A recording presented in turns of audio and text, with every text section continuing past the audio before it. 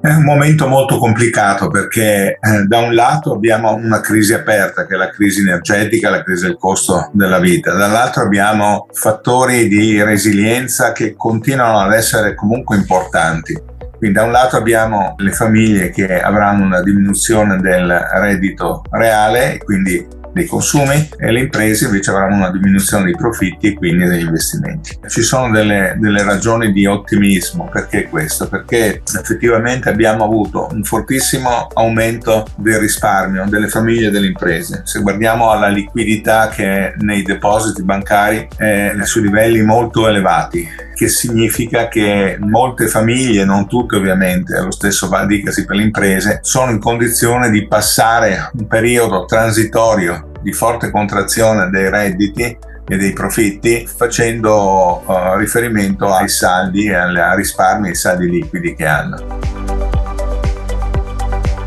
Un secondo aspetto è che gli investimenti stanno andando bene, sia quelli pubblici che anche quelli privati, e questo sembra essere una reazione simile a quella che è accaduta negli anni 70 quando c'è stato lo shock petrolifero. Le imprese stanno investendo per la transizione ecologica, per il climate change e quindi per cambiare i processi produttivi, e stanno anche investendo in tecnologia per ridurre i costi. E qui parliamo di infrastrutture non soltanto materiali, non soltanto strade, linee ferroviarie eccetera, ma anche immateriali.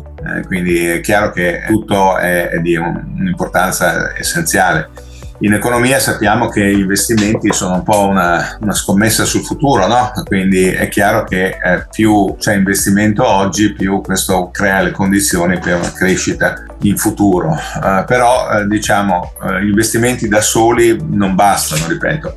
Gli investimenti devono essere accompagnati da riforme, perché alla fine il potenziale dell'economia nel lungo periodo è determinato da crescita tecnologica e innovazione, e quindi a questo devono essere accompagnati gli investimenti per far sì che ci sia le potenzialità per sfruttare questa innovazione.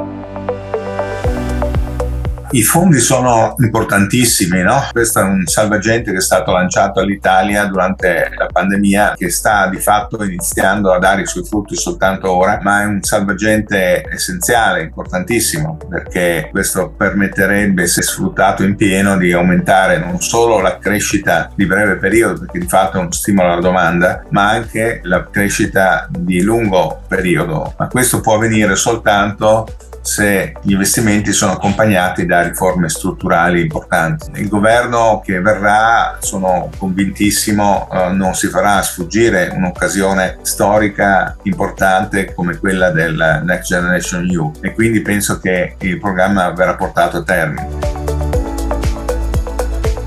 C'è tutta una catena che sta un po' in sospeso, poi c'è tutto il problema dei prezzi negli appalti pubblici, perché è chiaro che aumentando i costi in maniera significativa i prezzi non sono più in linea con quello che sarebbe il mercato. È chiaro che alcuni aggiustamenti sono necessari e quindi bisognerà trovare il modo di attuarli, ma questi penso non sarà un problema portare avanti e negoziare con la Commissione europea. Il problema di Next Generation EU, a mio avviso, è di mantenere l'impianto complessivo, che vuol dire un abbinamento di riforme strutturali con investimenti pubblici che possano innalzare la crescita.